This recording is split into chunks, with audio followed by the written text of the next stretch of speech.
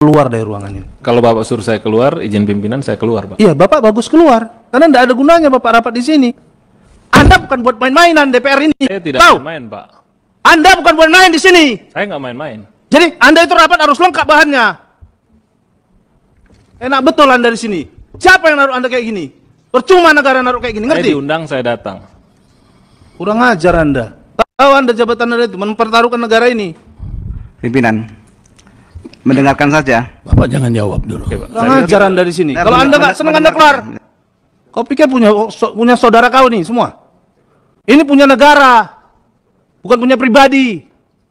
Saya bicara di sini pun atas nama negara. Kurang ajar. Kok dia memang kita ini mau barapat nih bahannya harus lengkap. Anda jelasin sejelas-jelasnya karena fungsi pengawasan di sini dan anggaran. Kamu pikir negara ini utang, siapa yang mau bayar? Kamu. Enak betul kamu ngomongnya. Saya pimpinan, kalau ada orang begini lagi tidak usah ikut rapat, kita suruh wakilnya aja. Bila perlu kita suruh menterinya yang datang kemari. Tidak perlu lagi. Saya minta kalau ada orang seperti ini, tidak usah lagi rapat di Komisi 7. Saya minta diganti di rut ini. Saya kirim surat secara pribadi dari praksi. Nanti kami minta bicara juga kami Praksi Demokrat. Saya akan kirimkan ke Pak Herik sebagai Menteri BUMN. Apa kayak gini? Di holding apa ini? Dibuat begini-begini kita.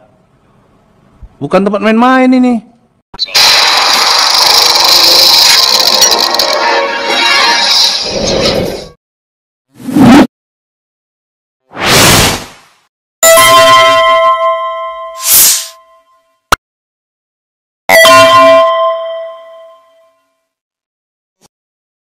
Assalamualaikum warahmatullahi wabarakatuh. Itu adalah M. Nasir, adiknya Nazarudin dari fraksi Demokrat yang kemarin mendapat hukuman karena korupsi, dikejar-kejar sampai ke Ethiopia, ke Afrika sana kan. Di sini rupanya lebih ganas M. Nasir saudaranya Nazarudin ini.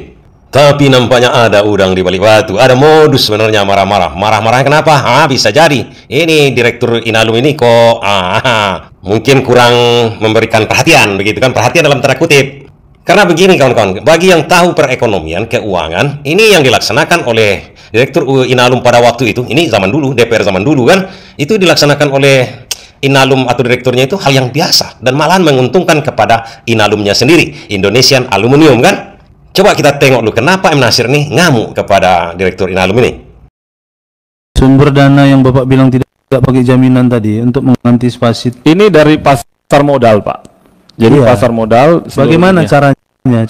caranya? Coba jelaskan dulu dengan bahan. Kita biar jelas. Baik, gitu loh. baik. Bapak jangan bicaranya nggak jelas gini. Kita nggak paham gitu loh.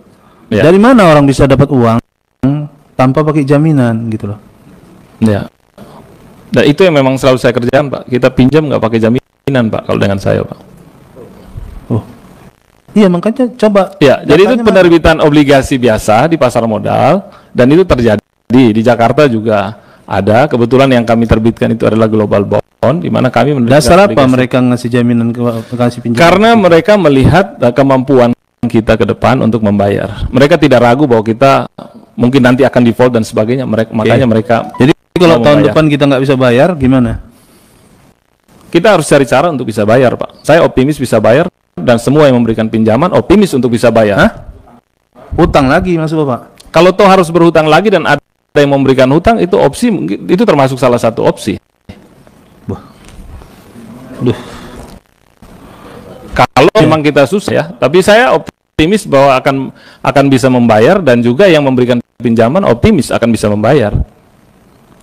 Oh, kalau peminjam dipinjamkan terus ini barang.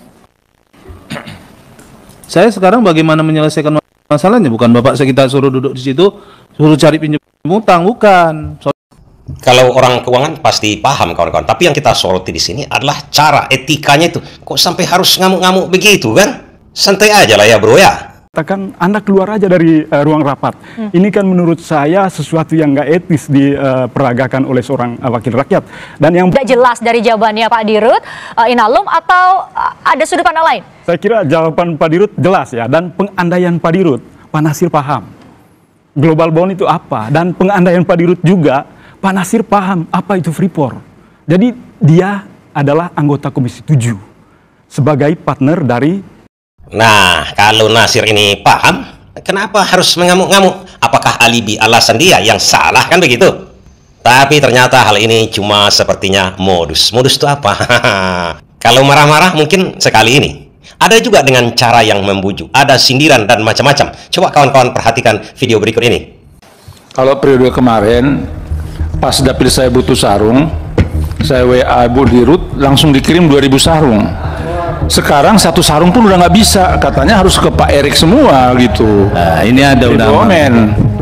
Iya. Rapat Komisi 7 DPR dengan Dirut Pertamina pekan ini jadi sorotan. Salah satu penyebabnya, permintaan anggota DPR dari fraksi Partai Gerindra yang mempersoalkan sulitnya mendapatkan sumbangan sarung dari BUMN PT Pertamina. Ramson bukan satu-satunya anggota Komisi 7 yang memberi kode minta jatah Pertamina. Ada pula Muhammad Nasir dari fraksi Partai Demokrat yang minta dilibatkan dalam penyaluran CSR Pertamina.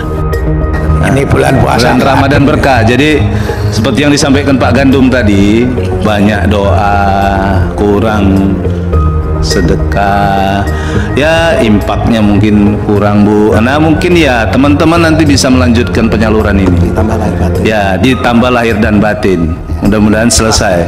Jadi mungkin itu Bu yang paling penting, Bu Dirut, Pak Dirut dan teman-teman direksi yang lain.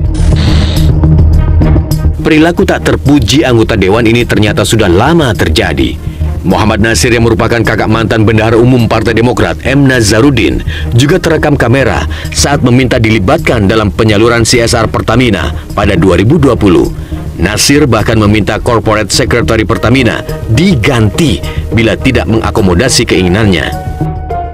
Masalah CSR, ini kita udah masa sidang pertama, pulang ke dapil nggak bawa apa-apa. Nah, jadi kita minta apa kita buat polanya seperti tahun dulu atau kira-kira seperti apa Bu Dirut? Gimana Bang, tahun dulu itu bagaimana Bang? Oh, sabar gitu. Jadi maksud saya ini Korsek agak payah Bu, lebih parah dari yang kemarin. Nah, jadi kalau sekali lagi bermasalah saya minta diganti nih Korsek. 10 tahun silam, Menteri BUMN Dahlan Iskan juga pernah mengungkapkan nama-nama anggota DPR yang diduga minta jatah upeti dari BUMN. Tak heran bila banyak yang menyebut perusahaan plat merah kerap dijadikan sapi perah.